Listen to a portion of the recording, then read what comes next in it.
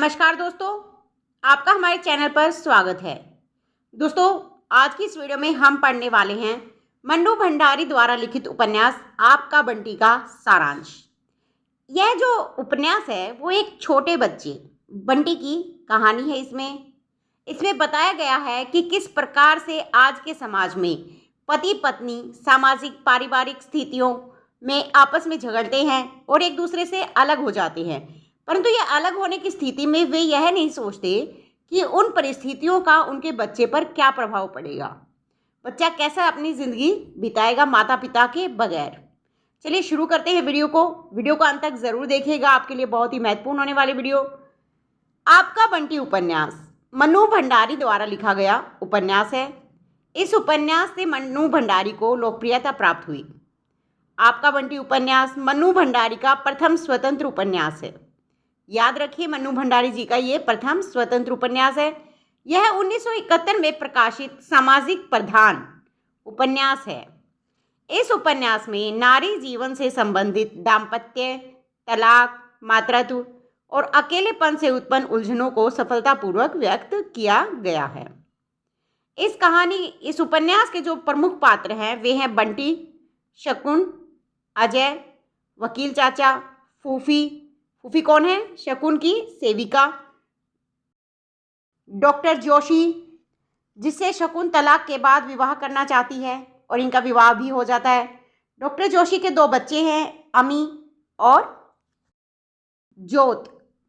सारांश या कथावस्तु अब हम पढ़ते हैं। आपका बंटी 16 भागों में लिखा गया लघु उपन्यास है। इसमें पारिवारिक विसंगतियों के शिकार पति पत्नी के एकमात्र पुत्र बंटी के मानस का मनोवैज्ञानिक एवं यथार्थवादी चित्रण किया गया है। अब क्योंकि पति पत्नी का आपसी झगड़ा हो रहा है तो उनका जो एकमात्र पुत्र है, एक ही बेटा है उनका बंटी, उसके मानस पर, उनके मन पर और दिमाग पर क्या असर प्रभाव पड़ रहा है वो इसमें दिखाया गया है। शकुन जो है वो कॉलेज की प्रिंसिपल है। वह पति के अभाव की पीड़ा को पुत्र के प्रति प्रेम व्यक्त करके सहज होने का प्रयास करती है।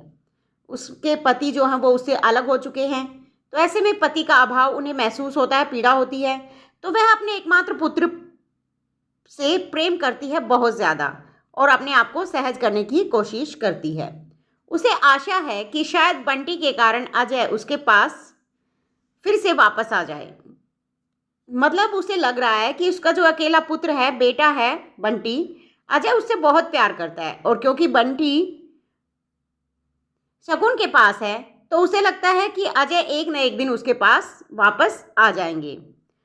उसके मन में आता है कि बंटी उसका बेटा होने के साथ साथ उसका हथियार भी है जिससे वह अजय को परेशान कर सकती है। उसे लगता है कि बंटी के कारण वह उसके पास आ जाएगा, वह उसे टॉर्चर कर सकती है, उसे परेशान कर सकती है अजय को बंटी के माध्यम से। लेकिन जो वकील चाचा है उसके, वो अजय द्वारा भेजे तलाक के कागज़ शकुन तक पहुंचा देते हैं। अब तलाक के कागज़ मिलने के बाद उसकी जो आशा थी कि एक न एक दिन अजय उसके पास आ जाएगा वो ख़त्म हो जाती है और दोनों का तलाक हो जाता है।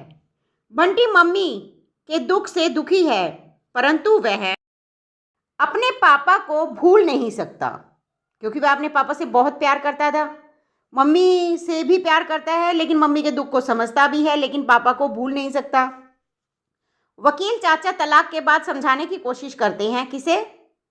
शकुन को, कि एक दिन जो बंटी है वो अपनी ज़िंदगी में एक न एक दिन व्यस्त हो जाएगा और उसके बाद उसकी ज़िंदगी में क्या महत्व रहेगा। यहाँ पर वकील चाचा कहना चाहते हैं कि जो बंटी है, जो बड़ा होगा तो वह बड़ा होकर उसका विवाह होगा, वह अपनी पत्नी और बच्चों के साथ अपनी ज़िंदगी आगे बढ़ाएगा। उस समय शकुन का उसकी ज़िंदगी में क्या महत्व रह जाएगा। मतलब वे कहना चाहते हैं कि शकुन को अब अपने बारे में सोचना चाहिए।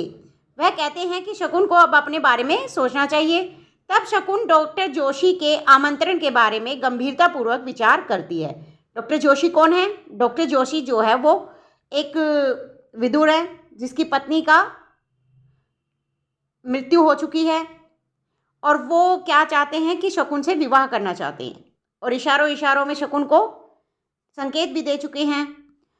तो अब शकुन जो है वो तलाक के बाद उनके आमंत्रण पर गंभीरता से सोचना चाहती है।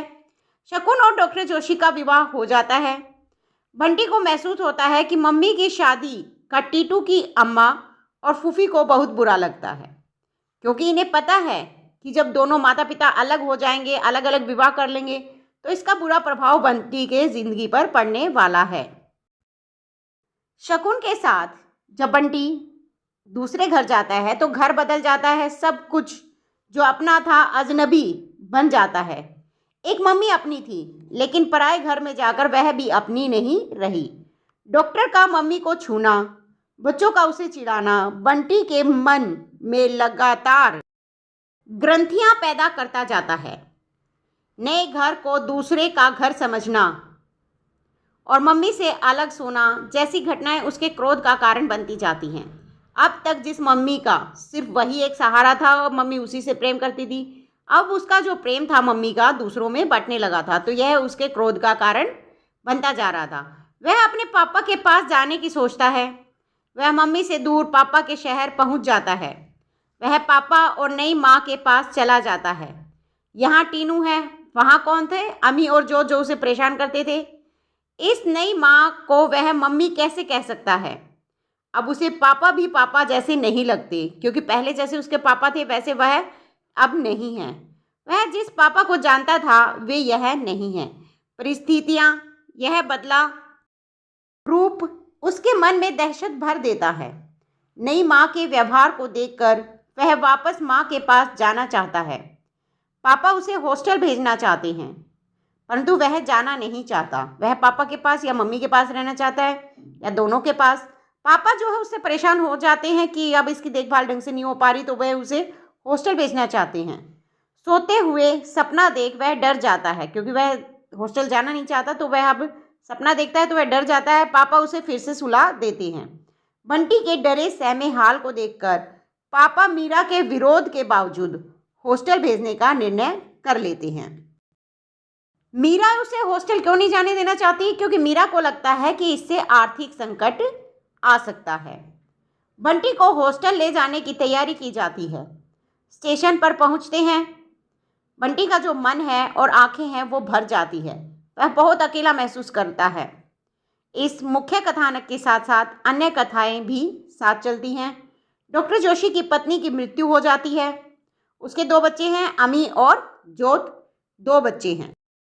वह अजय से दूर होती हुई शकुन को संकेतों से अपने मन के भाव समझा देते हैं। तलाक के बाद वह जोशी से विवाह कर लेती है। डॉक्टर जोशी से विवाह कर लेती है। कौन? शकुन। वह परिस्थितियों को समझ बंटी को भी अजय के पास भेज देती है। फूफी शकुन की विश्वास पात्र है।